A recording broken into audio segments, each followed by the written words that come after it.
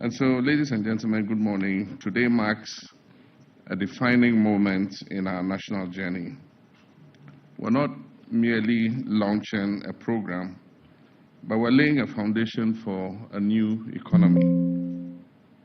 We're declaring with boldness and purpose that Ghana is ready to lead in the digital age. We're saying to our youth, to our communities, to the continent, and to the world that the future is here and will be part of shaping it. The 1 Million Coders program is not just a fulfilled campaign promise.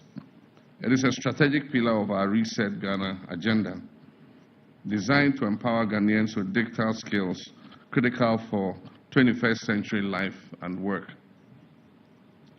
It is an intentional move towards building a knowledge-based, innovation-driven economy, one where our greatest resource, our people, are equipped to create solutions, generate jobs, and be able to compete globally. At the heart of this initiative is our belief in Ghanaian youth. We believe in your creativity, your resilience, and your boundless potential. This program is an investment in our youth, an investment in their future as coders, as analysts, as entrepreneurs, and as tech pioneers.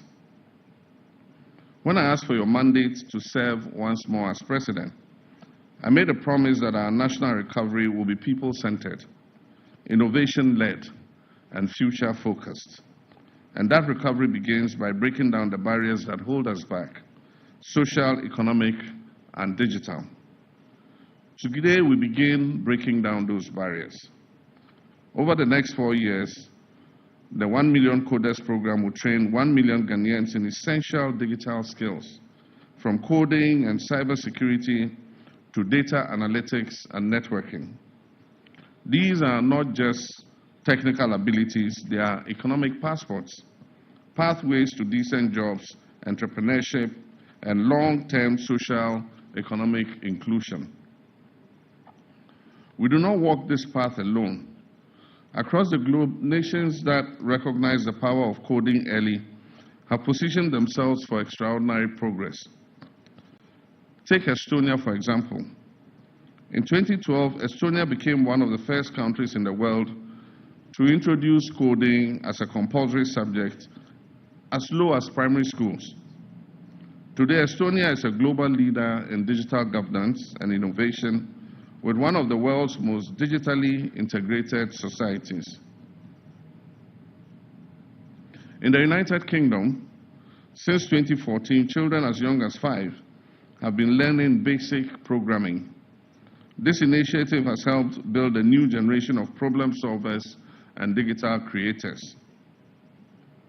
Finland has gone a step further, integrating coding into a broader interdisciplinary learning approach. This model doesn't just teach coding, it teaches young people how to think critically, solve complex problems, and work collaboratively, skills that are essential in every sector of life. Japan has blended coding into its science and maths curriculum, encouraging students to apply digital tools to real-world challenges. And in the United States, coding education is gaining ground across states, with growing support from the private sector and government for nationwide digital literacy. These are not just anecdotes, these are blueprints, and we're adapting the best of them to suit the Ghanaian context. Ladies and gentlemen, let us consider what this means for our country. First, job creation and economic growth.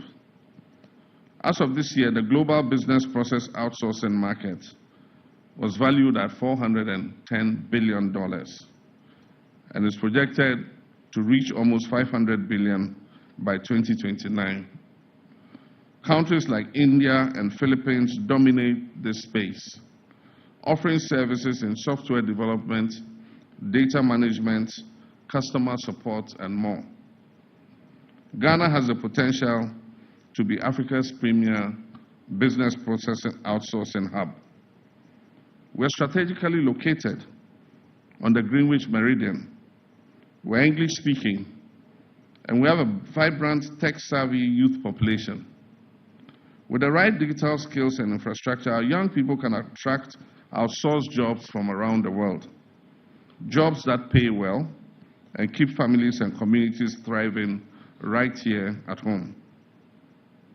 The second, entrepreneurship and innovation. Coding skills will enable our youth to create apps, to launch startups, develop digital solutions to our local problems, whether in agriculture, in healthcare, education, or governance. In this digital era, one idea can transform an entire community, and one startup can create hundreds of jobs. The third point, education and lifelong learning. Through the OMCP, we're not only skilling our youth, we're reshaping our national approach to learning. The Honorable Minister for Communications is already working closely with the Minister of Education to integrate digital literacy and coding into our university and technical school curricula. The aim of this is clear, is to make digital education not just a short-term initiative, but a permanent strategic part of our educational system. And the fourth point, inclusion. Digital transformation must not leave anyone behind. And that is why this OMCP program places a strong emphasis on equity, ensuring access for rural communities, for women, and for persons with disability, and others who are often left on the periphery. The first cohort of 560 trainees launching today in Accra, Kumasi, Sunyani, and Bolgatanga already reflects our commitment to gender balance and regional inclusivity. Moreover, within just 48 hours of opening applications, over 50,000 young Ghanaians registered their interest, and the Minister has updated that figure to 90,000.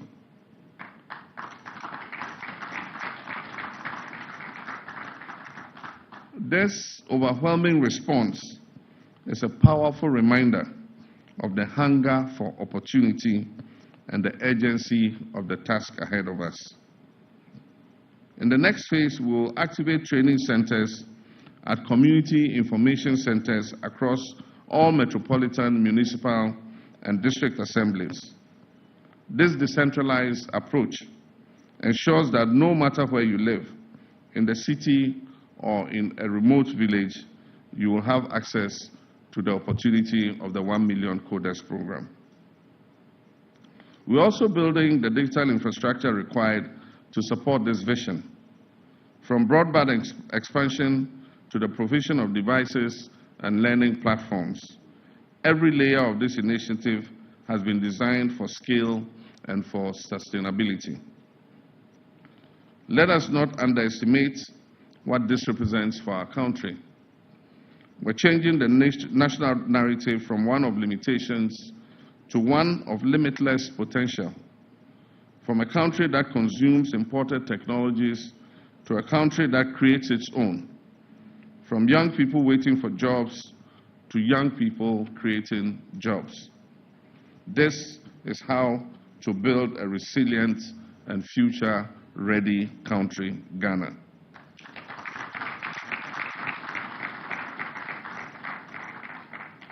To the youth of Ghana, I say this program is for you. Take it and own it. Let this be your launchpad into innovation, entrepreneurship, and global relevance. Let this be the bridge between your dreams and the opportunities of the digital age. You're not just participants in this initiative, you are the architects of Ghana's digital future. To our partners, current and future, we thank you for believing in Ghana and investing in our people. Your support amplifies our efforts and accelerates our progress. And I call on more organizations, both local and international, to join us on this mission. To the Honorable Minister of Communications and his team, I commend you for the speed, vision, and diligence with which you have pursued this project. You've not only brought a manifesto promise to life, you have ignited hope in millions of young Ghanaian hearts.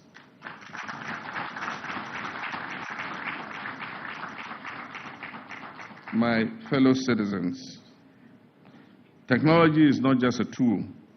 It is a force for equality, social mobility, transparency, and empowerment if it is used wisely and inclusively. It can rebuild our institutions, connect our communities, and transform our economy. But to achieve this, it must be accessible to all and guided by a clear national purpose. This is that purpose. This is Ghana's moment to rise, to lead, to shape the future. And so with pride and with faith in the extraordinary potential of the Ghanaian people, it is my honor and privilege to officially declare the 1 Million Coders program duly launched.